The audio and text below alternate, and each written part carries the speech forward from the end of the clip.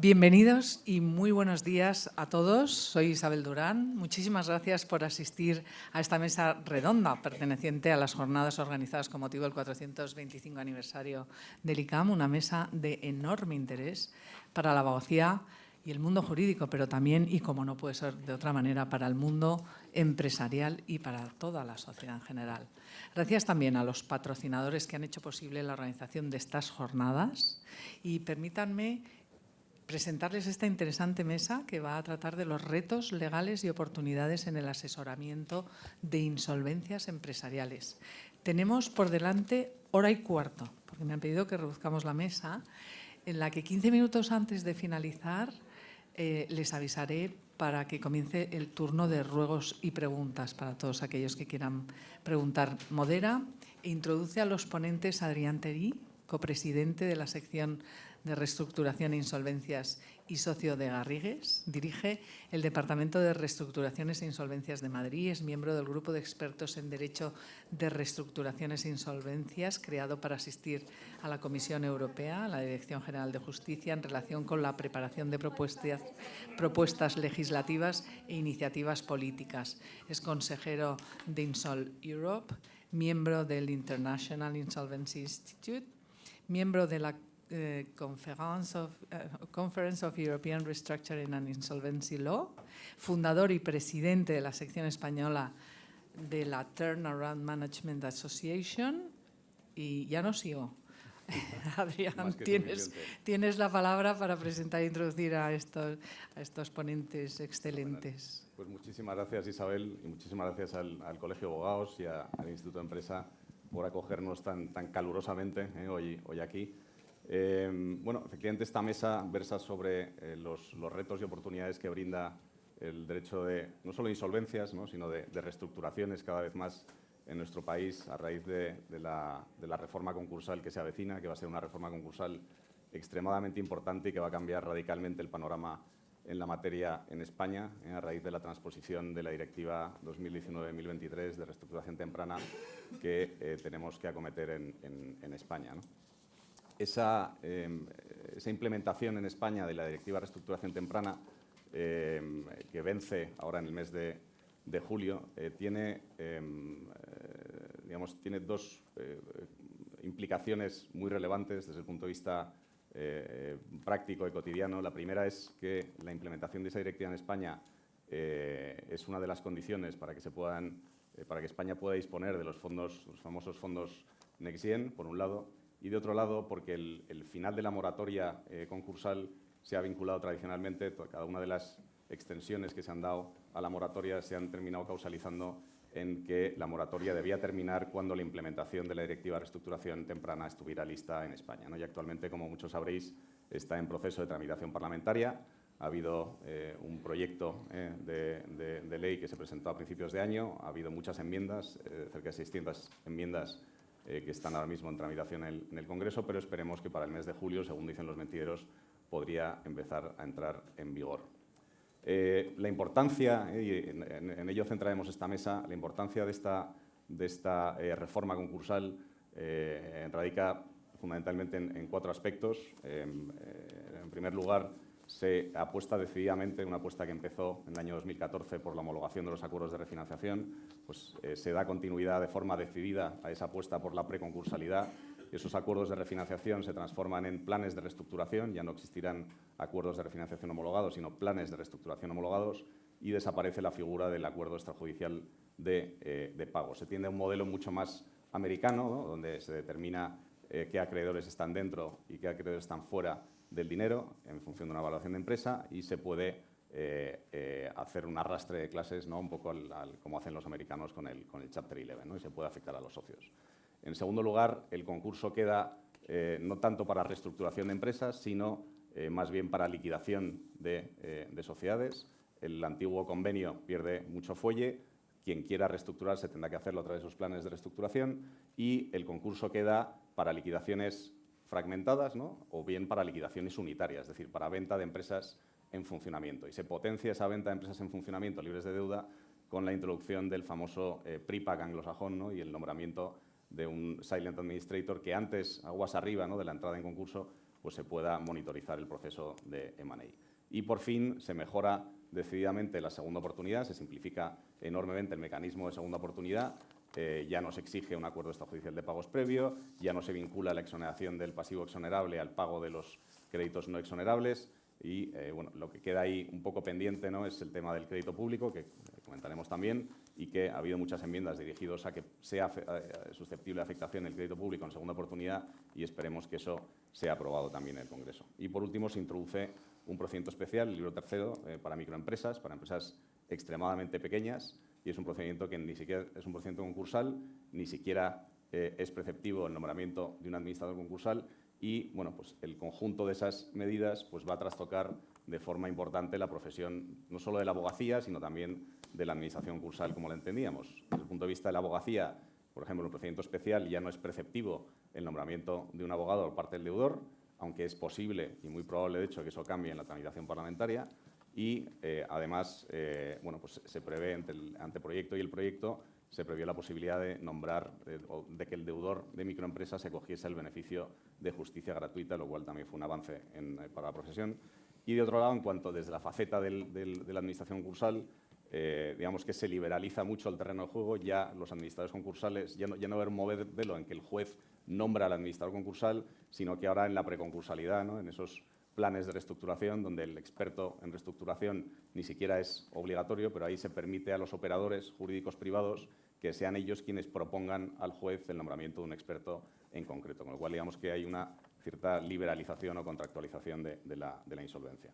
Y la tendencia es a que cada vez haya más espacio, ¿no?, para Big Four y para entidades especializadas y el papel de administrador concursal queda un poco pendiente de definición a expensas de un reglamento que se aprobará más adelante. Hecha esta pequeña introducción, vamos a dividir la mesa en tres grandes bloques. En un primer bloque veremos cuál es la situación actual, tanto desde el punto de vista jurídico como económico. En un segundo bloque veremos en qué medida la reforma concursal va a permitir acometer o tratar todos esos grandes problemas que ahora mismo nos aquejan. Y en una tercera parte nos centraremos un poco más en el impacto en la profesión, ¿no?, tanto abogado como administrador concursal, como decía. En esta mesa tenemos un panel absolutamente de lujo que paso a presentar. A mi izquierda tenemos a Pedro Martín Molina, que es presidente de Martín Molina Abogados y Economistas, abogado, economista y auditor. Es copresidente de la sección de reestructuraciones e insolvencias del ICAM, doctor en Derecho por la Universidad Rey Juan Carlos y en Ciencias Económicas y Empresariales por la UNED, profesor titular de la UNED y profesor asociado de posgrado en la Universidad Nebrija, ICADE, Centro Universitario Villanueva y la Universidad de Loyola. A la izquierda de Pedro tenemos a Luis Miguel Sánchez Velo, que es director del área de reestructuraciones y situaciones especiales en la asesoría jurídica del Banco Santander, banca mayorista. A continuación tenemos a Juana Pulgar. Juana es catedrático de Derecho Mercantil de la Universidad Complutense de Madrid, es directora de la revista de insolvencias y reestructuraciones que edita Justel. Juana es también vocal permanente de la sección de Derecho Mercantil de la Comisión General de Codificación y desde 2018 es también miembro de la sección especial de la Comisión General de Codificación que se ha constituido para la transposición en España de esa directiva de reestructuración temprana a la que antes aludía. Y es también, Juana, miembro del International Insolvency Institute. A continuación, a la izquierda de Juana, tenemos a Juan José Asegurado. Juan José es abogado y licenciado en Administración de Empresas y es el responsable de los servicios jurídicos de empresas en BBVA y también coordinador de los servicios jurídicos de empresas de BBVA en Francia, Portugal, Bélgica y Reino Unido. Y antes de su incorporación en BBVA, Juanjo estuvo en Urie Menéndez, Ramón y Cajal y Baker McKenzie. Y, finalmente, a mi derecha tenemos a Javier Gutiérrez Caviedes, que es director de la asesoría jurídica en CaixaBank, responsable del área de litigación, civil, mercantil, concursal, penal y contencioso administrativa, y del asesoramiento al negocio minorista, tanto en materia de pagos como en materia de consumo como en hipotecario. Así que muchísimas gracias a todos por acompañarnos hoy y abrimos sin más dilación la mesa, pasando a ese primer bloque. Y, Pedro, te pediría, por favor, si pudieses ilustrarnos un poco acerca de cómo describirías la situación económica, centrándote en la parte económica que tenemos ahora mismo y un poco cuál es tu previsión a corto y medio plazo para sentar un poco el terreno de juego en materia de reestructuraciones e insolvencias. Muchas gracias, Adrián, y reitero tus palabras de agradecimiento tanto al Colegio de Abogados por hacer este evento tan interesante y Instituto de Empresa y todos los organizadores y colaboradores que han podido hacer realidad esta mesa y las demás de estos días. Intentaré ser breve y dar unas pinceladas del panorama internacional macroeconómico con la repercusión que tienen en España esos datos en la evolución de nuestra economía, para poder después descender en lo que vamos a hablar, cómo impacta en los hogares o cómo impacta en las empresas. A principios de este año de 2022, ya pasado el ciclo de la pandemia, había una recuperación económica. Se producía apoyo de políticas económicas de una recuperación progresiva por esa incertidumbre de la pandemia que bloqueaba a las empresas. Sin embargo, la guerra de Ucrania, que es una crisis, como sabemos, humanitaria muy fuerte, generó una perturbación económica muy severa. Esa perturbación económica incidió en ese inicio de recuperación económica a nivel mundial y, en consecuencia, con la economía española. Es un impacto negativo y ha llegado a nuestra actividad y a los precios.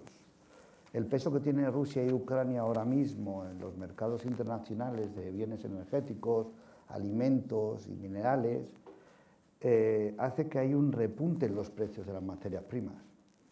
Y además hay un incremento de niveles de incertidumbre que condicionan mucho las decisiones estratégicas de los gastos del hogar y de las empresas. Los problemas de abastecimiento que acometeremos a continuación de ciertos sectores productivos están ralentizando, están parando la actividad económica mundial y inciden negativamente en España en la demanda exterior. Para contrarrestar esto aparecen nuevas propuestas, como son los apoyos de paquetes fiscales en los temas del impacto de la guerra. También aparece la ayuda a nuevas inversiones a través de los programas Next Generation y acompaña, gracias a Dios, esa incertidumbre que provocaba la pandemia empieza también a disminuir, aunque aparece otra nueva, esa incertidumbre que ahora mismo hace que los mercados se colapsen. El PIB nos sorprende que en 3 meses, simplemente en 3 meses, de los datos de BVA que ha realizado, dice que en enero de este año el PIB estaba programado en un 5,5% y para enero del 2023 un 4,9%. A fecha de abril se ha reducido drásticamente el PIB al 4,1% a 2022 y el de 2023 al 2,9%. Razones ya hemos dicho: la guerra de Ucrania, las sanciones impuestas a la economía rusa, la financiación rusa, y un incremento de los precios, tanto en los combustibles como en la electricidad.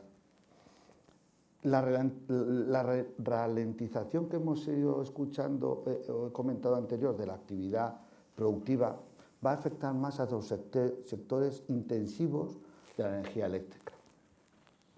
Existe un incremento de los precios en materias primas y además Rusia y Ucrania sabemos que tienen la cuota de mercado más importante en todo ello. Ello que lleva a la economía española a estar afectada por esos datos.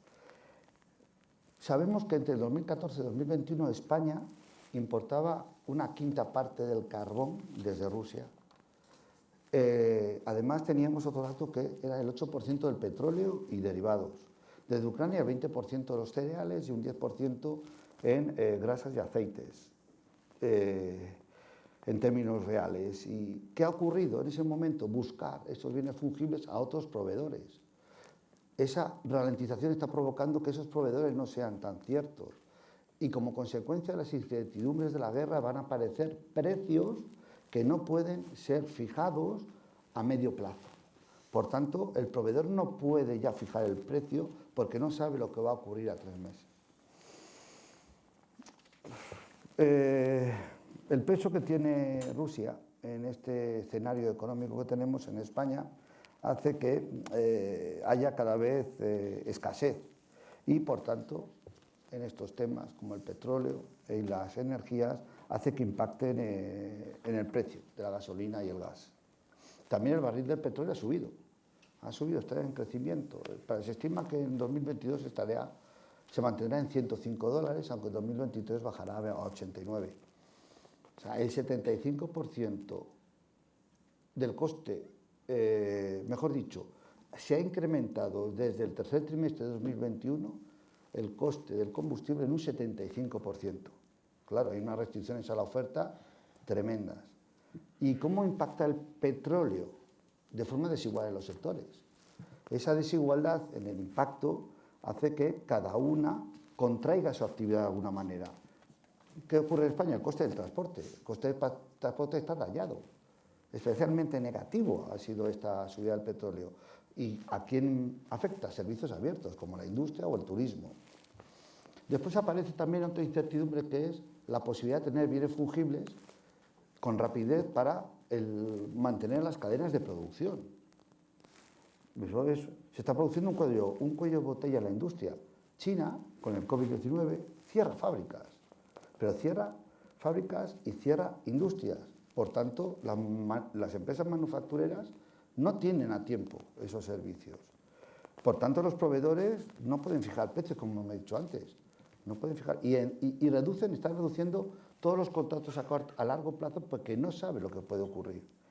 Por tanto, el incremento de la energía hace que muchas empresas decidan reducir su actividad antes de llegar a pérdidas. La recuperación de la industria con esto va a ser lenta, muy lenta, y va a afectar a España. ¿Qué podemos decir de la inflación? Otro tema importante que nos está llegando. La inflación, en términos reales, empezó, o mejor dicho, en el 2021 estaba en torno al 3%. A fecha actual, según el Banco de España, está en un 7,5% en crecimiento esa inflación. Es decir, que podríamos llegar al final de año a un 8,5%, que son tasas que inciden no solamente ya en el precio de las materias primas, va a incidir en todo, en todos los bienes y servicios, esas tasas de inflación. Dándole datos y llegando un poco al suelo, a la realidad que tenemos, pues la inflación lo que está haciendo que el poder de compra de los consumidores, pues esos efectos negativos, disminuye el consumo. Y si disminuye el consumo, disminuye la actividad industrial, empresarial, de servicios. Este aumento de los precios ya no afecta solamente a la energía o a ciertos alimentos. Ya, como he dicho, abarca todos bienes y servicios. La renta disponible del español de a pie en enero creció un 1,9% de 2022. Ahora mismo ha disminuido un 1,2% en términos reales. Eso está motivado por la inflación, de un 3 a un 7,5%. Nuestra renta, nuestro español de a pie, se ve afectado en eso. Por último, y bueno, en esta mesa, con mis compañeros de la banca, no voy a criticar mucho lo que ocurre en los mercados internacionales, pero es cierto que nos estamos enfrentando con una subida de los tipos de interés. Ya los bancos, esos márgenes pequeñitos, están viendo que el Euribor a 12 meses empieza a subir. Se prevé hoy la noticia que he leído que un 0,75 para final de año, de un experto economista. Es decir, el gobierno que nos traslada, y con esto termino, el gobierno nos traslada que este incremento de los tipos de interés no es desmesurado. Los pagos de interés se van a afrontar, ¿vale? Pero es que la empresa o la familia tiene que devolver la deuda más intereses, que antes eran más controlados, ahora son más incontrolados. De manera que, por datos económicos, los pagos que se hicieron de devolución de deuda más interés el año pasado fueron 26.000 millones de euros. A fecha de ahora estamos en 27.900 millones de euros. Es verdad que el impacto de la subida del Euribor va a ser a largo plazo, pero al final el hogar, la empresa, el que se hipoteca, que quiere comprar una vivienda, se toca el bolsillo todos los meses. O el bolsillo de nuestro hijo, que volvemos a un mercado donde es verdad que la banca va a tener sus márgenes más consolidados, pero ojo, la banca va a tener ganancias en operaciones concretas que a su vez puede provocar reducir operaciones bancarias. ¿Por qué? Por el coste de la deuda. Y para terminar, el último dato que pude leer la semana pasada es que el Banco Central Europeo ha decidido unilateralmente no comprar deuda soberana de países europeos. De manera que no nos compre Europa nuestra deuda. la emisión de bonos de deuda no a comprar Europa. Yo creo que eso es un dato importante tener en cuenta en el recorrido de la actividad económica.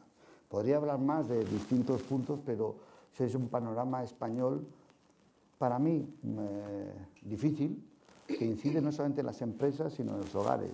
Y como consecuencia de eso van a aparecer esos concursos de personas físicas y, como consecuencia, esos concursos o reestructuraciones preventivas de las empresas. No sé si con estos Perfecto. datos... Muchísimas gracias, Pedro, por esa descripción del panorama que nos espera. Igual que en esta sala estamos rodeados en 360 grados por datos económicos que no son especialmente prometedores. Y en este contexto, Juana, te quería preguntar acerca de la moratoria concursal, que bueno, acaba el 30 de junio, con lo cual, a partir del 30 de junio, pues, ya no hay esa protección, digamos, desde el punto de vista de obligación de pedir el concurso voluntario ni de protección frente a concursos necesarios. Lo que corre por los mentideros es que lo más improbable, o que lo más probable es que no se extienda más allá del 30 de junio. ¿Cómo ves tú el panorama en relación con la moratoria concursal? ¿Crees que se extenderá, que no? ¿Crees que va a haber esa famosa avalancha de concursos que no se sabe ya si es un mito urbano o va a ser una realidad? ¿Qué opinas al respecto? Gracias, Adrián, por la pregunta. Bueno, pido disculpas porque hay una parte de la audiencia a la que estoy dando la espalda, claro, pero las mesas redondas tienen esto, ¿no? Que se me oye pero no se me ve. Disculpas. Bueno, yo creo que la pregunta es más que oportuna en este momento. Después de oír hablar a Pedro, la verdad es que lo ha hecho con mucha precisión técnica y está claro que tenemos una crisis económica por delante que va a ser importante. También digo que no es la primera ni la última, Recordemos la crisis de 2008, recordemos la crisis... O sea, yo puedo empezar a enumerar, porque ya tengo una cierta edad, unas ciertas crisis económicas que he tenido que ver y desde el punto de vista concursal he tenido que asistir a ellas. Y, por tanto, bueno, yo creo que es una crisis más, pero una crisis que se va a afrontar desde nuevos paradigmas. Para mí esto es importantísimo. O sea, la pandemia COVID nos ha situado en un nuevo mundo. Creo que este nuevo mundo todavía no ha acabado de explotar todo lo que va a explotar y es un nuevo mundo caracterizado por la digitalización, por un nuevo concepto del mercado, por un nuevo concepto de las instituciones. Creo que vamos hacia marcos líquidos jurídicos. Es una reflexión muy importante que luego vamos a ver también cuando hablemos de la reforma que se va a producir en España. Creo que estamos perfectamente dotados para afrontar esta crisis, mucho mejor que estuvimos en otras crisis. Creo también que la banca en este momento no es parte del problema, como pudo serlo en 2008, es parte de la solución y lo ha demostrado con creces durante todo el periodo COVID. Ahora mismo en España yo creo que tenemos una crisis asintomática, reproduciendo la terminología del COVID, es asintomática, está ahí, pero todavía no manifiesta totalmente sus signos, pues en gran medida gracias a la banca. Los apoyos que han provenido de la banca a través de los préstamos ICO, que están ahí y que son una realidad de la que no voy a hablar porque en esta mesa hay compañeros que hablarán mucho mejor de ese tema, pero que quiero poner de manifiesto porque esos préstamos ICO lo que están haciendo es dando respiración a las empresas para que puedan continuar funcionando. A eso se añade una medida legal como fue la moratoria concursal. La moratoria concursal que tampoco se produjo aisladamente, sino con una serie de estímulos y de ayudas desde el punto de vista fiscal, desde el punto de vista societario, etcétera, que permitió también que las empresas afrontaran la crisis, una crisis que fue larga, 2 años de pandemia, con aislamiento social y con una imposibilidad de que las empresas tuvieran liquidez en muchos casos y que, por tanto, bueno, pues, hemos tenido un entorno protector importante. Ahora el entorno protector está empezando a terminar. Los estímulos económicos se van retirando poco a poco. Se quiere que el aterrizaje sea suave, lento, poco a poco, desde el Banco Central Europeo, desde la Comisión, desde los Estados miembros de la Unión Europea que tienen que, de alguna manera, ir retirando esos estímulos y desde el punto de vista económico, desde el punto de vista legal. La retirada de la moratoria concursal, será un hecho. No me atrevo a pronosticar si habrá o no habrá otra moratoria. Mi impresión es que no la habrá y que además tampoco debe haberla. Creo que en este momento hay un riesgo de zombificación muy importante de nuestras empresas. Las que podían sobrevivir y las que eran viables ya están utilizando mecanismos de refinanciación, mecanismos de reestructuración que veremos en la segunda parte de esta charla, y hay otra serie de empresas que no son viables, que están sin actividad dentro del mercado, y son unas empresas que deben aflorar ya y salir del mercado. Porque yo creo que también la pandemia COVID tiene una consecuencia desde el punto de vista económico muy, muy favorable, que es la limpieza del mercado. Es decir, aquí vamos a limpiar del mercado compañías que no son viables, que estaban medio manteniéndose antes de la pandemia, que ahora ya lo que deben ser es liquidadas cuanto antes. ¿Habrá avalancha de concursos? Yo creo que en absoluto, no la va a haber. Yo creo que ha habido un goteo importante. En estos 2 años la moratoria concursal no era una obligación, no había una prohibición de pedir el concurso. Era un tema que se insertaba dentro de los deberes legales de los administradores en conexión con su deber de diligencia. Aquellos administradores que sabían que su compañía no era viable tenían que pedir el concurso a pesar de la moratoria. Insisto, no era una prohibición pedirla, era una facultad que se ofrecía y, por tanto, desde ese punto de vista, nuestro sistema ha tenido también algo muy interesante, y es que durante este tiempo de moratoria hemos funcionado como un modelo anglosajón, con un marco de no deber legal, entre comillas, de pedir el concurso, y con una aproximación a lo que sería un experimento de lo que supondría en nuestro modelo un sistema de Growth Training característico de los modelos anglosajones, donde no hay un deber de pedir el concurso, pero el administrador tiene que calibrar en el mejor interés de la empresa y con las connotaciones que tiene el mejor interés de la empresa, tiene que calibrar si hay que pedir el concurso o no. Nos ha servido para ver estos 2 años qué administradores están diligentemente ejercitando esa facultad y cuáles no. Porque hay que decir una cosa, la moratoria concursal no supuso una moratoria en la pieza de calificación del concurso, no supuso una moratoria en las ejecuciones singulares. Las ejecuciones singulares siguieron operando, no se dijo no, las ejecuciones han continuado, las piezas de calificaciones en los concursos siguen, y tampoco supuso una derogación del régimen de responsabilidad de los administradores. Por tanto, ha habido que tener aquí, por parte de los administradores, yo creo, una actitud que haya sido responsable, porque de otra forma hay unas consecuencias desde el punto de vista de responsabilidad para estos administradores. Yo quiero aquí citar una sentencia, Juzgado Mercantil número 13 de Madrid, de 28 de octubre de 2021, que recomiendo verla, porque es una sentencia muy interesante. Lo que viene a decir es la moratoria concursal no puede amparar cumplimientos negligentes o incumplimientos de deberes societarios de los administradores, y, por tanto, a mí no, como la magistrada dice, no me ampara esa moratoria COVID el que los acreedores no puedan ejercitar una acción individual de responsabilidad por los daños directos causados porque el administrador no pidió el concurso cuando tenía que pedirlo. Por tanto, creo también que esto es lo que explica que no va a haber una avalancha de concursos. Los administradores sociales han sido conscientes de esto, lo saben, y por tanto hay un goteo donde se va viendo cómo se va incrementando el número de concursos. ¿Cuál es el temor ahora, yo creo, de la posible avalancha que está habiendo?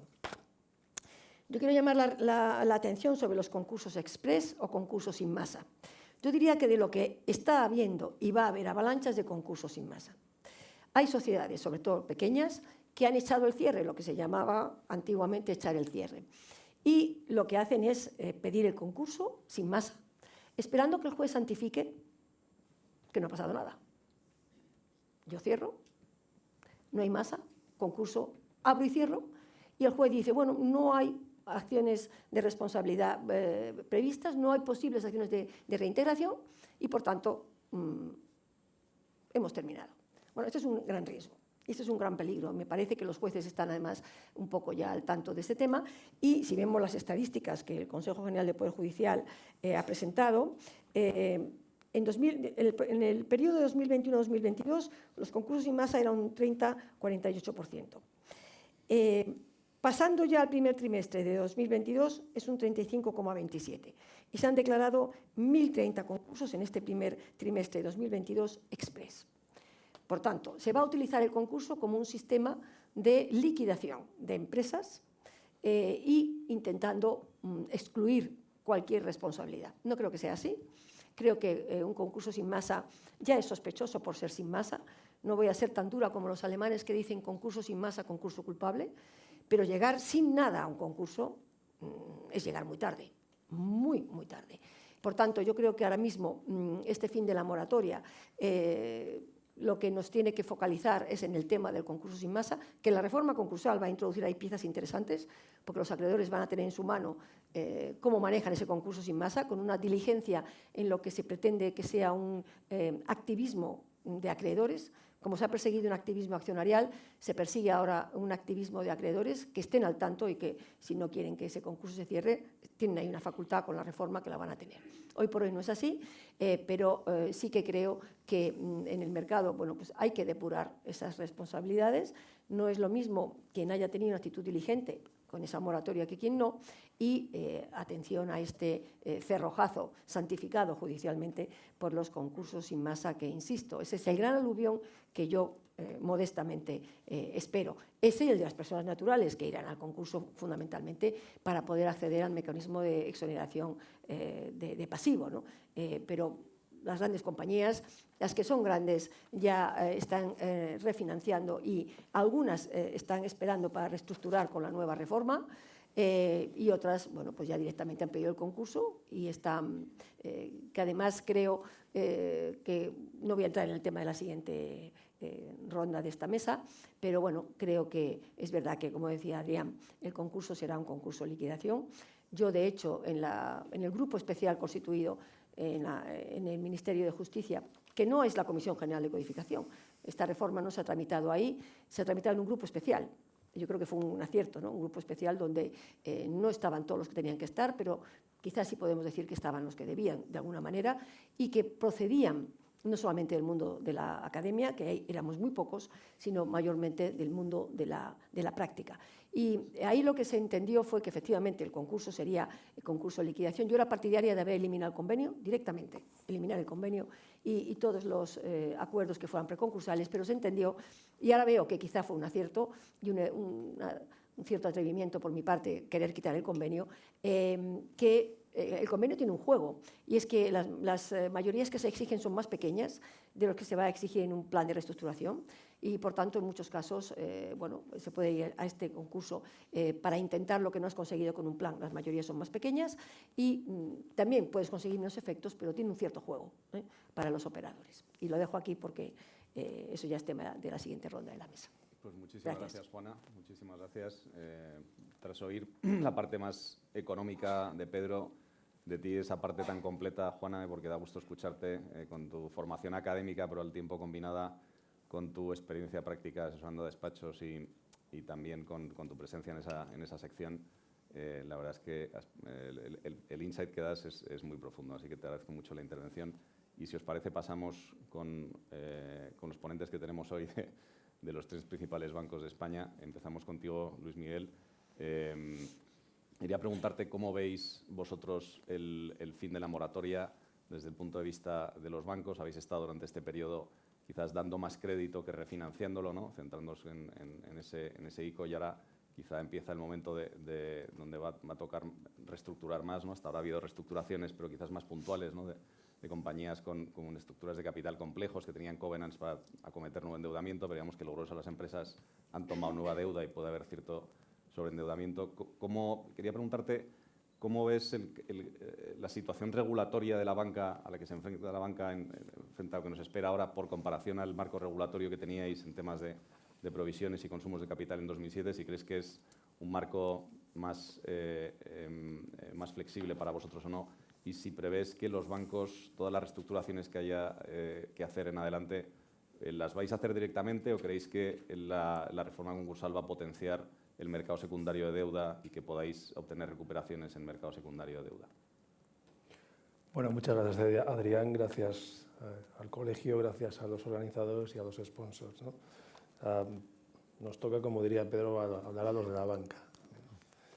A ver, esta pregunta que tú me formulas, Adrián, yo creo que, haciendo un poco de memoria, es algo que salió, Juana no se acordará, pero salió en una conversación de un vagón de tren camino de Benicàssim, ¿no?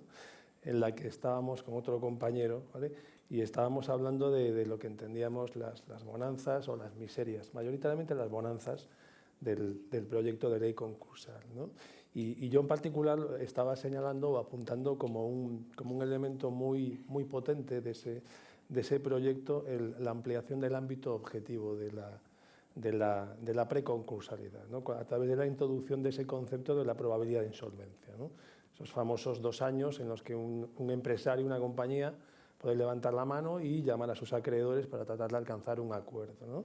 Y en ese momento yo creo que fue Juana, no sé si fue Juana, que dijo, dice, eso está muy bien, dice, lo que habrá que ver es cómo, desde el punto de vista regulatorio, se contempla a efectos de provisiones y demás. Y la verdad, yo en ese momento se me heló un poco la sangre y te contesté muy rápido, te dije, no, pero eso se va a regular pues como hasta ahora, porque evidentemente el regulador lo va a contemplar como lo que es, como es a que alguien que en un ejercicio de responsabilidad levanta la mano, llama a sus acreedores y negocia un acuerdo de reestructuración para permitir la continuidad de la empresa en el corto, medio, incluso largo espacio, ¿no? Pero luego nos volvimos de Benicassin y la verdad es que dándole vueltas a la cabeza, dije, es verdad que al final, claro, podemos correr el riesgo de que de repente estar demasiado centrados, ¿no?, en lo que es el texto, en lo que es la norma concursal, y que de repente por cuestiones exógenas o que estén fuera de ese marco regulatorio, realmente estemos estructurando algo que no pueda funcionar o que nazca ya herido de muerte, ¿no? Me puse a leer, a tratar de buscar algo de bibliografía sobre el impacto, ¿no?, o la correlación entre los acuerdos de reestructuración y el marco regulatorio bancario, y no os lo vais a creer, pero la persona que más ha escrito sobre eso, y posiblemente mejor, ha sido Juana, ¿no? Además de Juana, pude rescatar en un artículo en la revista que preside Juana, la Revista General de Reestructuraciones e Insolvencias, de Rafael Mínguez, del año 2021, que yo lo recomiendo porque de verdad me parece tremendamente didáctico e ilustrativo, ¿no? Y ahí Rafael lo que venía a señalar o a apuntar era la absoluta necesidad de sincronizar la regulación bancaria, ¿no?, con los marcos legales, con los marcos jurídicos, y en particular con el derecho de la preinsolvencia, ¿no? Derecho de la preinsolvencia o derecho de la insolvencia o derecho concursal, llamémoslo como queramos, creo que todos sabemos de lo que hablamos, ¿no? Y decía porque efectivamente el derecho concursal pues incide directamente en la viabilidad, en la sostenibilidad de nuestro tejido empresarial, con todo lo que eso supone. Y apuntaba, con absoluto acierto, que esa importancia venía dada por un hecho muy simple, y era que en los procesos de reestructuración, al menos hasta hoy, la mayoría de los acreedores financieros, lógicamente, son acreedores bancarios, ¿no? Con lo cual, esos acreedores, mayoritariamente bancarios, a la hora de la toma de decisiones en los procesos de refinanciación o de reestructuración, iban a tener muy en cuenta cuál era su marco regulatorio, ¿no? Aquí hago un paréntesis, y es una evidencia y una obviedad, pero yo no quiero dejar de señalarlo. Durante muchos años nos hemos lamentado de que los concursos no funcionaban, y aquí no tenemos ningún miembro de la judicatura, pero si estuviera, lo primero que nos habría dicho, el lamento habitual, es que los bancos, como acreedores financieros, se personan en los concursos. Bueno, Pedro, yo que estás medio sintiendo, nos vale también como administrador concursal, iba a decir que los bancos tradicionalmente se personan en los concursos y su única preocupación, ¿vale?, es la de insinuar su crédito y defender su privilegio, ¿vale? Y yo me pregunto, como si se pudiera hacer otra cosa, ¿no? Pero dicho esto, la cuestión es que realmente nadie había reparado, por lo menos a nadie le había preocupado el hecho de que cómo es posible que unos acreedores financieros puedan pensar en una solución en el seno del concurso, cuando desde el punto de vista regulatorio, si un banco pone un euro en un concurso actual, inmediatamente tiene que llevarlo a pérdidas. Bueno, cierro el paréntesis, así era imposible que funcionasen los concursos. Como nos los vamos a cargar, yo creo que vamos a dejar ya esa parte de la regulación de provisiones y demás en temas de concursos, ¿no? Entonces, así vista la cuestión, tenemos, yo creo, ¿no?, es el derecho preconcursal. Necesitamos unos marcos e instrumentos potentes que permitan esa viabilidad de las compañías, y además necesitamos un marco regulatorio que efectivamente supervise y que constate y certifique vía indirecta si queremos, ¿no? Pero que esos acuerdos de refinanciación realmente posibilitan esa viabilidad en la medida en la que los acreedores financieros que suscriben y avalan con su voto ese acuerdo de refinanciación, ¿vale? Si no son capaces de convencer al regulador de esa viabilidad, les va a costar dinero. Tendrán que provisionarlo, tendrán que llevarlo a pérdidas y ganancias, ¿no? Entonces, esto, que tiene dos opciones, que es creérselo, ¿vale? O no creérselo. Yo creo que además es muy sencillo pintarlo si, como tú decías, Adrián, lo cogemos trazamos una línea desde el 2008 hasta hoy, tanto desde el derecho concursal o sea, desde el derecho concursal o preconcursal y los instrumentos de refinanciación utilizados, ¿vale? Y lo ponemos en común con lo que ha sido la regulación o cómo ha ido evolucionando la regulación bancaria, ¿no? Y así vemos en el plano de las reestructuraciones, digamos, años 2008 y siguientes, años 2011, todos asistimos a la patada hacia adelante. Asistimos a las ampliaciones de plazo, concesiones de carencias interminables, daciones en pago, ¿vale? Y esto, si lo confrontamos con la regulación existente en aquel momento, veíamos que básicamente el Banco de España lo que establecía era que, oye, si usted acudía a un acuerdo de refinanciación, que no sé si era del 71-6 o algo así, pues entonces usted va a poder calificar ese riesgo como riesgo normal. Con lo cual, como no le va a costar dinero, ¿vale? Pues entonces lo que hacíamos era literalmente meter debajo de la alfombra operaciones que sabíamos que efectivamente no iba a ser posible que se pagasen, ¿no? Desde el punto de vista legal, desde el punto de vista concursal, años 2009, 2011 y 2013 asistimos a la creación de nuevos instrumentos, ¿no? Acuerdos de refinanciación, un poco de blindaje, el 5.3, el 5 bis y demás, ¿vale? Pero yo creo que no cambió mucho en la práctica porque desde el punto de vista regulatorio seguía siendo lo mismo. En la medida en la que a mí no me costaba dinero, ¿vale? Pues yo optaba por instrumentos de refinanciación que a día de hoy los vemos tremendamente burdos, ¿no? Yo creo que el año 2014 es un punto de inflexión. Por un lado, se dicta un Real Decreto, creo que es el 4/11/2014, ¿no? Que, tú lo decías antes, Adrián, otorga la carta de naturaleza a los acuerdos de refinanciación, procesos de homologación judicial, arrastres y demás.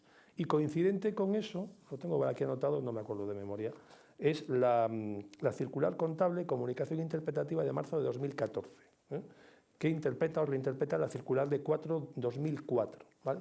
Donde ya por primera vez, al menos desde lo que he tenido la oportunidad de analizar, ya se habla de riesgo normal de aquellas operaciones reestructuradas, pero en la medida en que se pueda demostrar o acreditar que efectivamente ese proceso de refinanciación conlleva un verdadero y auténtico plan de viabilidad, ¿vale? Paso al otro lado. Esa regulación bancaria se ve sucesivamente modificada. Comité de Supervisión de Basilea, años 2015, que yo creo que introduce un concepto fundamental. Y pasamos de la pérdida efectiva a la pérdida esperada. Con lo cual ya en ese momento los acreedores financieros que acuden a un proceso de refinanciación ya no vale eso de decir, oye, tengo aquí esta Biblia documental de 350 hojas con sus anexos, ¿vale? Y esto le dice a usted que esto se va a pagar íntegramente.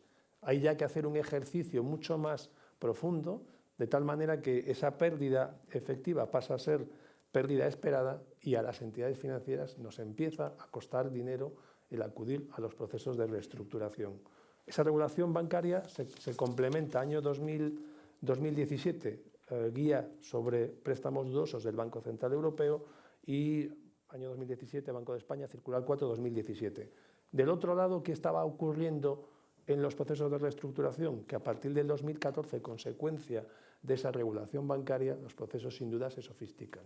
Y pasamos ya a poner las entidades financieras como acreedoras, blanco sobre negro, tramos de deuda sostenible y tramos de deuda no sostenible, conscientes ya de que efectivamente el impacto en provisiones de uno y de otro es absolutamente distinto. Y empezamos a tratar de idear estructuras donde seamos capaces de convencer al regulador de que efectivamente la pérdida esperada como consecuencia de ese proceso de reestructuración va a ser la mínima posible. Creamos estructuras o procesos de reestructuración donde hay obligaciones de filialización, donde se crean SPVs, donde se llevan activos y se lleva deuda, ¿vale? Todo eso se otorgan mandatos de venta, se establecen obligaciones, ¿vale? Esto es importante, obligaciones a efectos de los periodos de cura, de que durante un tiempo determinado antes de 12 meses, ¿vale?, ese reestructurado tiene que hacer frente a un pago importante para poder sanear las entidades financieras los balances, ¿no? Entonces, aquello que surgió en el vagón, que a mí me hizo estudiar y leerme todo esto, me lleva a la conclusión de que efectivamente hay una muy íntima conexión entre instrumentos preconcursales y regulación bancaria, y creo que, teniendo como tenemos encima de la mesa un proyecto de ley concursal tremendamente potente, lo que tenemos es que cruzar los dedos para que nos acompañe la regulación, la actual y la que venga en el futuro. Y una última cuestión, lo dejo entre comillas, sé que algún compañero va a incidir en ello, y que la normativa sobre ICOs, ¿vale?, sobre SEPIs y sobre COFIDES no vengan a torpedear esta magnífica caja de herramientas que yo creo que va a suponer la nueva ley concursal. Absolutamente. Muchísimas gracias, Luis Miguel. Brillante el recorrido histórico por los últimos 10-15 años de las refinanciaciones en España, y yo creo muy oportuno el paralelismo con la regulación bancaria, porque se ve un poco lo que mueve las decisiones de los principales acreedores, ¿no?, en este tipo de procesos. Y pasamos, si os parece, Juanjo, nos centramos un poco más ahora en los ICOs, ¿no?, que se han dado durante la pandemia. Veníamos ya desde la crisis del 2007 ya con una situación de cierto sobreendeudamiento que se fue aligerando en los últimos años, pero veníamos ya cargaditos, y la pandemia nos obliga, ¿no?, a que las empresas vuelvan a endeudarse, aunque sea para cruzar el río de la pandemia, ¿no?, y recurren a un endeudamiento adicional que bueno, la banca presta, en gran parte gracias a la ayuda de los ICOs, pero que es previsible que cuando acaben las carencias pues habrá que reestructurarlos, ¿no? Sin embargo, la regulación de los ICOs es subóptima, ¿no?, por decirlo suavemente, y me gustaría, Juanjo, si nos pudieras explicar la problemática de los ICOs, no en el concurso de acreedores, que se centrará en ello Javier después, pero sí en las situaciones de reestructuración, de acuerdos de refinanciación o en los nuevos planes de reestructuración. ¿Qué problemas crees que va a plantear y qué soluciones crees que puede haber para que los ICOs no sean un problema para salvar sociedades, ¿no? Bueno, muchas gracias, Adrián, al colegio, al IE, a los compañeros, que la verdad que me parece que está siendo acto altamente interesante. Tengo el problema que estoy viendo el reloj y creo que vamos un poco apretado de tiempo, entonces me vaya a permitir que sea excesivamente sintético. Y después invito a todos los que nos oyen a saltarnos en el café y preguntarnos lo que queráis y profundicemos lo que estiméis oportuno. Porque considero que, acortando un poquito, dejo que mis compañeros, que lo están haciendo infinitamente mejor de lo que lo voy a hacer yo, puedan terminar con los otros dos bloques que tenemos por delante.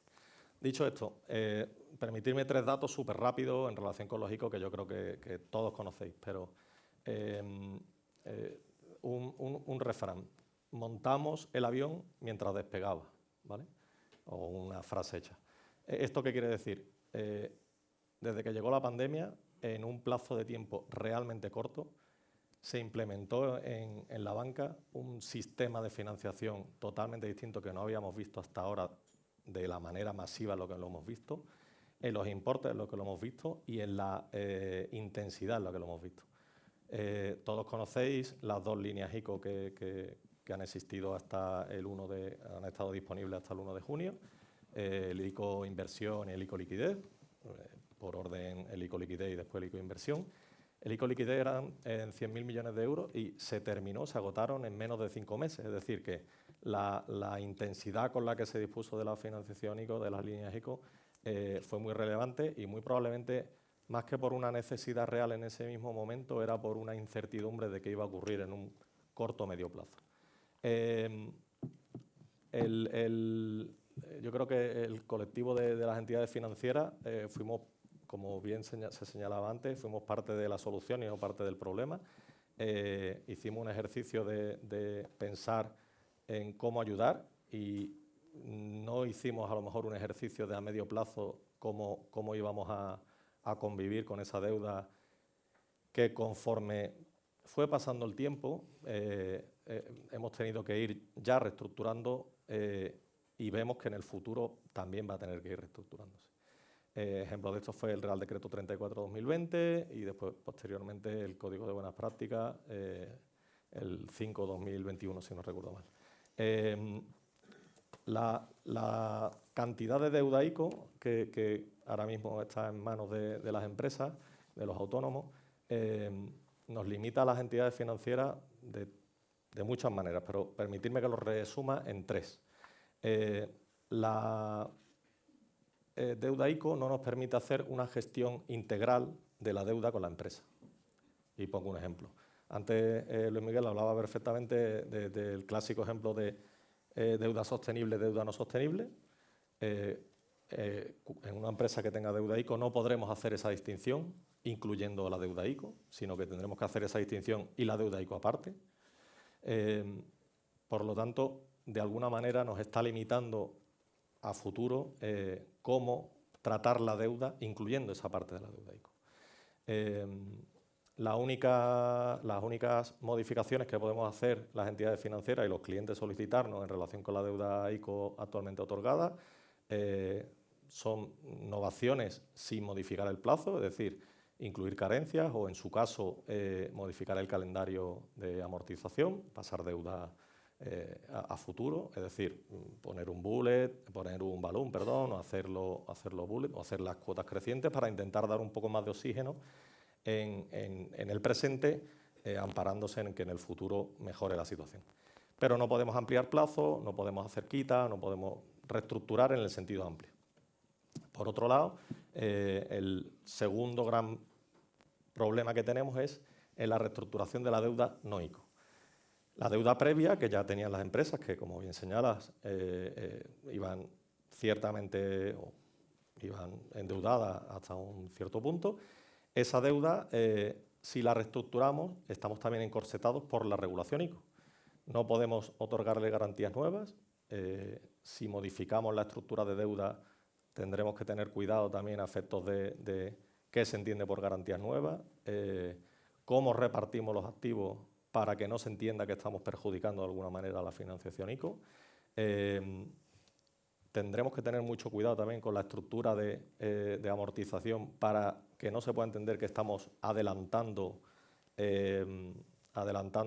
cuotas que perjudiquen de alguna manera a la deuda del ICO. Y, por último, en materia de desinversiones, habrá que ver cómo podemos destinar esas desinversiones a la deuda no ICO, porque, evidentemente, como bien sabéis, hay una obligación de amortizar de manera prioritaria la deuda ICO, ¿no? Entonces, tenemos, por un lado, como decía, el bloqueo de no poder reestructurar toda la deuda junta. En segundo lugar, las limitaciones que tenemos con la deuda ya existente.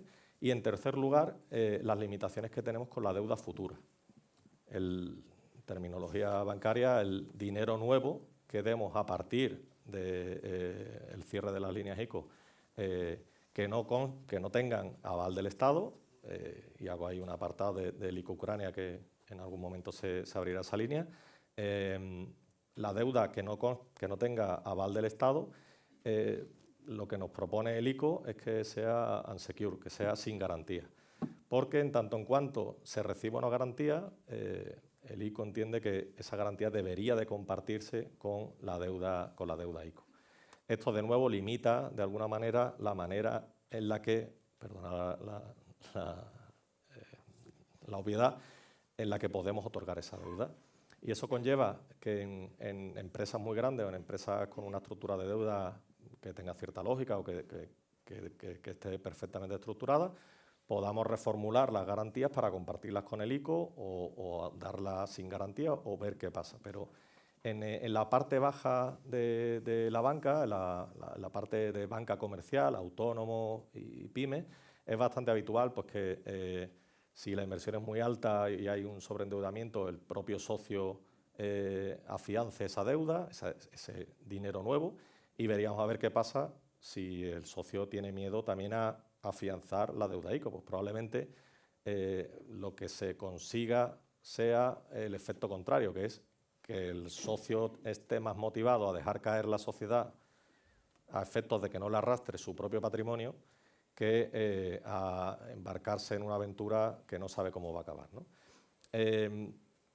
Veremos a ver esto cómo evoluciona, porque evidentemente como digo, fuimos parte de la solución y no nos planteamos a largo plazo cómo iba a evolucionar la financiación con aval del ICO y, además, hemos ido cambiando las normas del juego, en el sentido de, llegó el Real Decreto 34 y ampliamos plazos, llegó el Código de Buenas Prácticas y se permitió también la ampliación de plazos de las operaciones ICO. No es lo mismo tener en mente una deuda a 5 años vista que una deuda a 10 años vista, con todas las limitaciones que os he comentado, ¿no? Entonces, bueno, creo que hará falta en algún momento, igual que ya ha hecho falta el Real Decreto 34 para reestructurar esa deuda que se había dado un año antes, igual que ha hecho falta el Código de Buenas Prácticas para extender plazos, y veremos a ver también las quitas cómo evolucionan, que tienen los clientes hasta el 30 de junio del 2023 para solicitar esas quitas, ver cómo evoluciona, pues probablemente en los siguientes meses / años, si las cosas no van excesivamente bien, tendremos que, entre todas las partes, entre el ICO, el Ministerio, el Gobierno, las entidades y las empresas, ver cómo evoluciona esa normativa a efectos de intentar salvar el mayor número de empresas posible, mantener el aval del Estado y no incumplir en materia de ayuda europea, ¿no? Estamos un poco encorsetados y la verdad que el panorama que se nos viene por delante va a ser de mucha negociación y de una necesaria evolución de la regulación que tenemos hasta ahora. Volviendo a lo de hemos montado el avión, conforme despegamos, esto no solamente nos ha pillado de nuevo a nosotros, sino también al ICO, al Gobierno, que se tuvo que hacer todo, entre comillas, de la noche a la mañana, ¿no? Por lo tanto, ahora cuando pase ya el fin de las líneas ICO, que es el 30 de junio, que ahora mismo estamos esperando las últimas aprobaciones por parte de ICO, tendremos que hacer ese ejercicio de reevaluar la situación y ver cómo evolucionar hacia el futuro. Más allá de aquellas empresas que acaben un poco, que no sean capaces de sobrevivir, que acaben en concurso, que tenemos otra problemática que yo creo que Javier nos contó. Exacto. Muchísimas gracias, Juanjo. Acertadísima descripción de la problemática ICO en ese escenario de reestructuración preconcursal. Si te parece, Javier, si nos puedes contar, por favor, la particular problemática que tiene a su vez los ICO ya dentro del escenario concursal y las resoluciones que están produciendo en ese contexto. Muy bien. Por economía procesal me adhiero a todos los agradecimientos expresados por mis compañeros. En segundo lugar, un caveat. Esto ha funcionado al revés. Habéis escuchado ya a los artistas, U2, Bruce Springsteen, Adele, porque todo lo que dice Juana suena dulce, Adele no, por aterciopelado. Con y Coldplay, y ahora llega Navajita Platea. Pero bueno, ¿qué le vamos a hacer? ¿Vale? Dicho eso, llevaba un tiempo dando vueltas sobre cómo no dar la espalda. Entonces, ¿me permite romper el protocolo y levantarme? Por supuesto. Pues ya está, pues me levanto y voy a ir hablando, pero no voy a tomar mucho tiempo, ¿eh? Oye, básicamente, ¿qué hace una entidad financiera cuando entra en un concurso con una financiación que está cubierta parcialmente por el ICO? Pues insinúa dos créditos. Por la parte del banco, generalmente un 20 o 30%, insinúa esa parte titulada a nombre del banco, y la parte que tiene cobertura del ICO se insinúa como un crédito diferenciado titulado a nombre del ICO. ¿Qué puede ocurrir ante esta circunstancia? Uno, que se respete la calificación del crédito que ha insinuado la entidad financiera y no pase absolutamente nada. ¿Qué ha ocurrido en Pontevedra, en La Coruña o en el Mercantil 9 de Barcelona?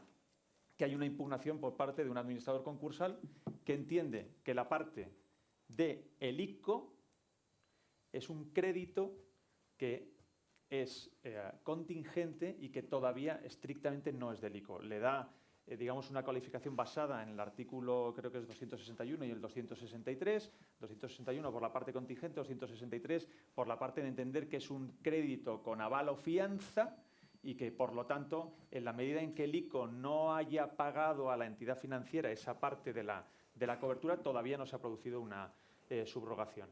¿Qué es lo que opinamos los bancos, lo que opina la abogacía del Estado, lo que creo que está expresado en la norma o lo que opina también algún mercantil como el de Fernández Seijual, que se le han planteado estas cosas y ha validado la insinuación de crédito del banco? Básicamente que aquí hay una lex specialis, que es el Real Decreto Ley 5/2021. El artículo 16 habla del régimen de cobranza que tienen las entidades financieras para tutelar un crédito que es de derecho público, eso está expresado así en la norma, que es un crédito de la hacienda pública. Además, fuera de la norma se sabe que estas coberturas del ICO son ayudas de Estado, es decir, no es un dinero, es un dinero canalizado a través del banco, porque es la fórmula que se ha escogido en España para ayudar a las empresas, pero que es plenamente público, y que aunque el régimen de cobranza se le haya desprovisto de las prerrogativas que tiene una administración pública para la tutela de su propio derecho, bueno, pues es el banco el que tiene que comunicar, pero una vez ha comunicado, el banco le entrega el testigo a la Abogacía del Estado y es la Abogacía del Estado la que sigue esto. Quid prodest el impugnar el crédito? Pues realmente a nadie, porque ¿qué es lo que ocurre? Si se impugna el crédito, como bien decía Juanjo, el banco no va a poder disponer sobre la parte del ICO.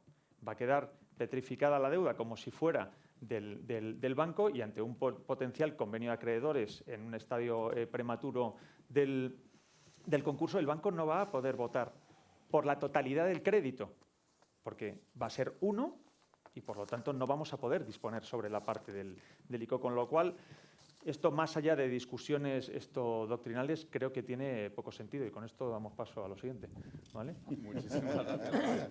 Muchísimas gracias, Navajita Platea. Pues efectivamente vamos muy mal de tiempo. Me está diciendo Isabel que tenemos que reservar 15 minutos para preguntas, ¿no? Hemos pasado de U2 a del Navajita Platea al cantejondo que soy yo, porque tengo que dar el cante y deciros que ha llegado la hora. Me piden que en 10 minutos tenemos que haber acabado, así que tenemos ya el ruegos y preguntas, turno abierto. Fenomenal. Y gracias, Vamos con ello. Adrián.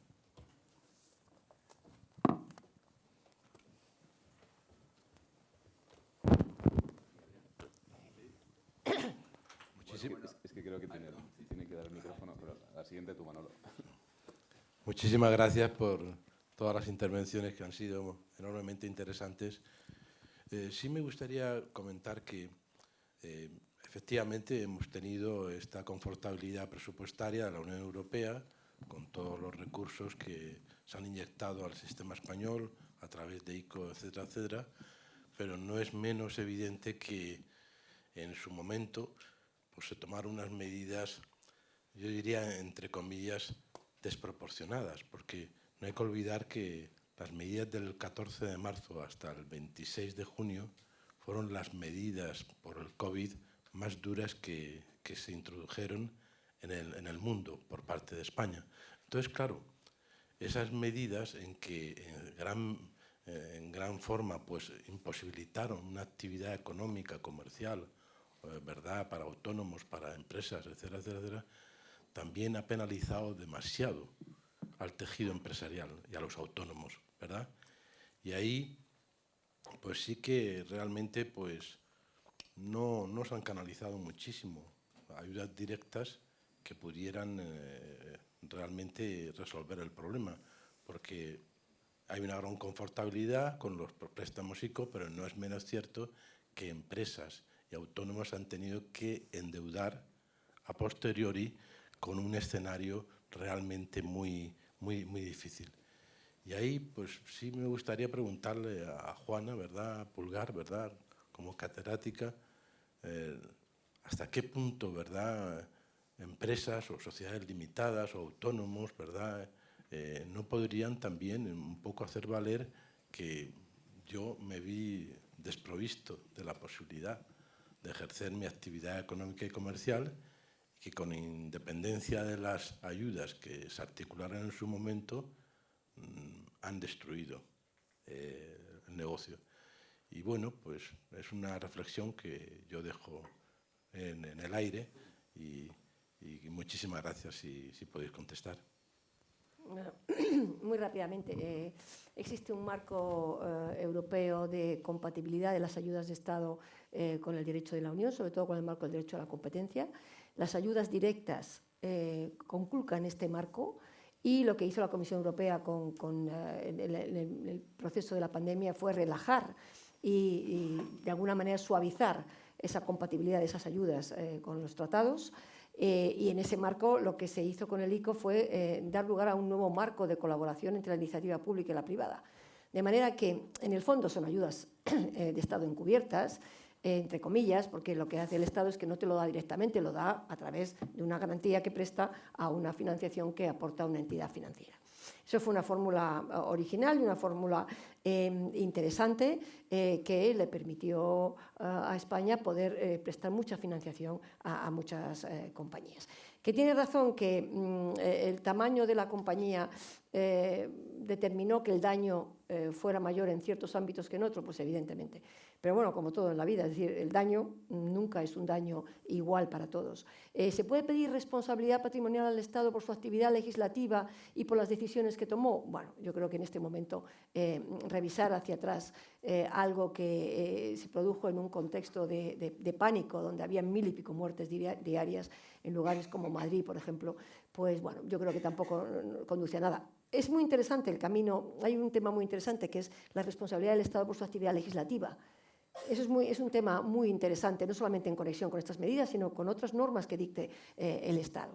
No tenemos tiempo para entrar en ello, pero yo creo que las ayudas directas estuvieron dadas por vía indirecta a través de los préstamos ICO. Y lo que sí quiero resaltar muy rápidamente es que no tengamos miedo a la reforma que vamos a aprobar ahora para transponer la directiva europea. Es un cambio de paradigma, pero precisamente a esas pequeñas y medianas les va a ayudar muchísimo un procedimiento especial que se introduce para ellas, que es muy revolucionario, que ahora mismo tiene que acompañarse de una digitalización que no existe y que no tengamos miedo a ese cambio. Yo recuerdo en 2008, cuando introdujimos los acuerdos de refinanciación, yo he dado conferencias saliendo escoltada, porque la gente decía, acuerdo de refinanciación, patadas hacia adelante, con un deber de pedir el concurso, no hay vergüenza de empezar a refinanciar una deuda que está ya con una insolvencia actual. Nadie veía el tema en 2008, nadie. Al día de hoy, en 2022, yo creo que no hay nadie que no diga que son refinanciadores, reestructuradores, y todo el mundo apuesta ahora por esa solución. Yo quiero que demos un voto de confianza a esta reforma, también desde el punto de vista de las microempresas, y que si leemos despacio esta reforma nos daremos cuenta que les vamos a ahorrar mucho tiempo, que les vamos a permitir liquidarse rápidamente, que vamos a descongestionar los juzgados y que vamos a permitir un equilibrado juego de decisión entre jueces, acreedores, deudor, con un papel que seguirá teniendo el abogado importantísimo en cuanto al asesoramiento, igual que las cámaras de comercio, etcétera, con el sistema de alertas. Si me permitís. Sí. Pedro me había pedido la palabra, si quieres completa tú y luego tú, Juanjo. No, simplemente apuntar. El ICO llegó en un momento, como has dicho, despegando, ayudó a muchas empresas de forma desigual, y esa desigualdad pues, ha cometido que muchas empresas reclamen al Estado el daño causado por la mala toma de decisiones a la hora de enfocar. La prueba está en que La Vanguardia anunció ayer, y lo ha comentado Juana, ayer no, la semana pasada, 20.000 empresas zombies, 20.000 empresas sin masa, se van a presentar en Cataluña el 30 de junio. Van a bloquear el sistema judicial de Barcelona, por tanto, cuando la empresa esté saneada, llegará mal. Yo hice una tesis doctoral en donde defendía la ley preconcursal, que iría muy bien con el marco regulatorio, y después la ley concursal. Ahora, en esta nueva reforma, la cual no me adhiero como Juana, se está creando un sistema anglosajón que no es mediterráneo. Ya el cambio es grande porque no hemos salido del estigma del concurso, que llevamos 15 años en donde el concurso es un pecado mortal. Las reestructuraciones que se quieren plantear son para las grandes empresas. Una mediana empresa no va a tener esa posibilidad de plan de reestructuración, no está tal. Y después hay un 70% de los jueces de lo mercantil que de oficio van a nombrar amistades concursales en todas las empresas. De oficio, ese planteamiento que está haciendo, no van a dejar en manos del deudor y del acreedor. Entonces, hay una disonancia ahora mismo en la implementación tan rápida de una nueva ley concursal. Es decir, hay que acometerlo bien. Los planes de reestructuración que siempre he apoyado, porque es una ley preconcursal, constitución preconcursales, que den garantía a los bancos que esos acuerdos de refinanciación y ahora planes de reestructuración se pudieran acometer, aparece un experto de reestructuración que no sabemos quién va a ser. ¿Puede ser un administrador concursal? Yo creo que sí, perfectamente, porque está capacitado para administrar, gestionar empresas en crisis, ha hecho convenios, por tanto sabe gestionar, reorganizar empresas, que reestructuración es reorganizar, hay muchas líneas de actuación, pero al final, perdonadme compañeros, mandan los acreedores financieros. Por tanto, las grandes empresas con las grandes firmas no van a ser nunca expertos en reestructuración. ¿Quién va a ser? No lo sabemos. Si no ha habido ningún reglamento para la administración concursal, tendría que haber un reglamento para quién es experto o administrador en materia de reestructuraciones, como dice la directiva, preparado y capacitado. ¿Quiénes son? Entonces tendría que haber una lista. Y esa lista lo dice el texto. ¿Pero qué lista? ¿Dónde? ¿Cómo? ¿Qué cualificación? Volvemos a un estatuto jurídico que no existe. Entonces, es mi posición respecto a lo que he dicho. Pues lo que ha dicho el compañero. Una empresa mediana, ¿cómo va a afrontar el texto refundido, la nueva ley concursal? Yo creo que con problemas, con verdaderos problemas. Esta es mi opinión al respecto. Perdona por extenderme, Juan José. Sí, voy a intentar no meterme en ningún charco, ¿vale? Complicado. Creo que a todo lo pasado es fácil analizar si se ha hecho bien o se ha hecho mal. Creo que en el momento en el que estábamos de pandemia, en aquel momento, yo creo que todos en la sociedad intentamos hacerlo lo mejor posible, las entidades, el gobierno, las empresas.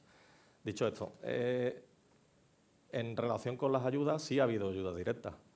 El título primero del Real Decreto Ley 5/2021 tuvo un paquete de 7.000 millones de euros de ayudas directas. En sectores concretos, claro. En sectores concretos, sí. En los más afectados, los sectores más afectados. Y eso, la realidad es que si tenemos que achacarle algo a esa regulación, en mi humilde opinión, es que fue muy restrictivo en el sentido de los requisitos para acceder a esas ayudas. En otros países, y ahora también es muy fácil hacer el ejercicio de derecho comparado, pero en otros países a lo mejor fueron más benévolos con las ayudas directas. En España hemos sido más garantistas y se han dado esas ayudas, a lo mejor por la limitación de los requisitos no se han podido dar todas y se han quedado un importe relevante sin repartir, pero sí también ha habido ayudas directas, ¿no? Si la respuesta era solo dar ayuda directa o la respuesta era solo dar financiación avalada, pues probablemente el tiempo nos dará la razón a quien sea, no se sabe, ¿no? Pero yo una cosa, sí, muy rápido. Yo a ver si salto en el charco. Dos cuestiones. Yo soy de los que piensan que los ICO fueron una muy buena medida. Sin duda, Yo lo pienso, ¿vale? También creo que con el tiempo hemos aprendido que las crisis es imposible evitarlas, ¿no? Pero si algo hemos aprendido.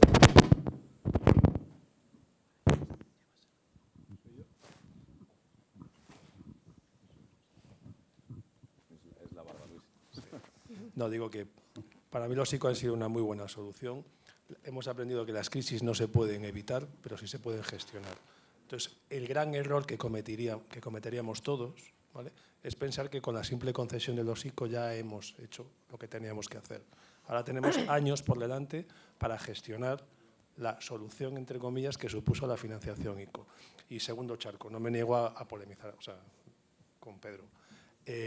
Yo defiendo esta ley. Yo creo que tenemos que ir a un proceso de intervención judicial mínima, creo que tenemos que confiar en los acreedores y en el deudor y tenemos que ir a un proceso de negociación colectiva donde quienes discutan sean el deudor y los acreedores sobre el verdadero valor de la empresa. Creo que para eso no desaparece la figura de los jueces, sino que se establecen una serie de controles judiciales mínimos en cuestiones muy importantes como es la formación de las categorías o la impugnación de los acuerdos.